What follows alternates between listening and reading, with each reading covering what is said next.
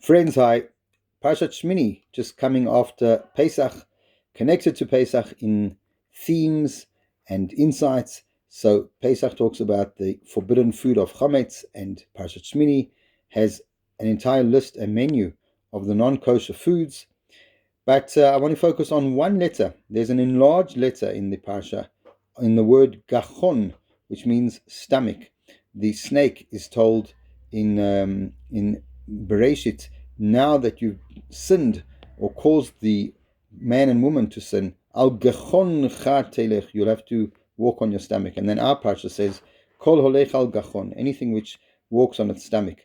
This vav in gachon is enlarged, and our rabbis say that it was to tell us that this is the center of the Torah as far as the number of letters is concerned.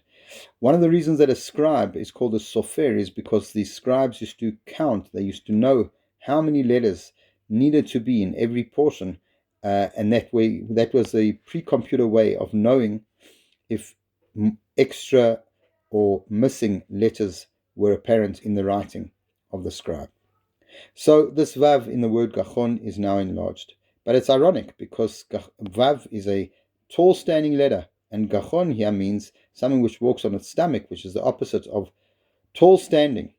And perhaps this is the idea, that a person who stands tall, too tall, is told beware, because you could be chopped down and have to walk on your stomach. The snake was originally a very tall standing creature, and it then had to crawl on its stomach.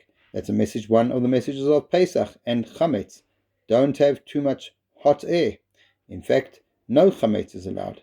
Only matzah, plain and flat. And this message, which comes out in so many times in our Torah of repelling haughtiness, even in the Haftorah of the second day of Pesach, Ramei Koma HaGeduim, the tall standing people or trees that were chopped down.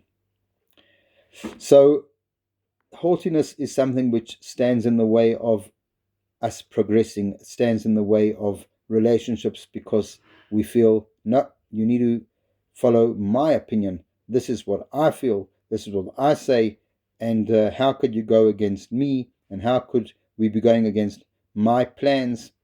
All of that kind of egocentric thinking, that needs to be controlled. And that's the message of the tall vav, which is in bold in this week's parsha. But it's actually something which walks on its stomach. We should never take our successes to our head to feel that we are great and that we are so wonderful and that we're better than someone else. Someone else's opinion is as valid, at least as valid, as ours. Shabbat Shalom.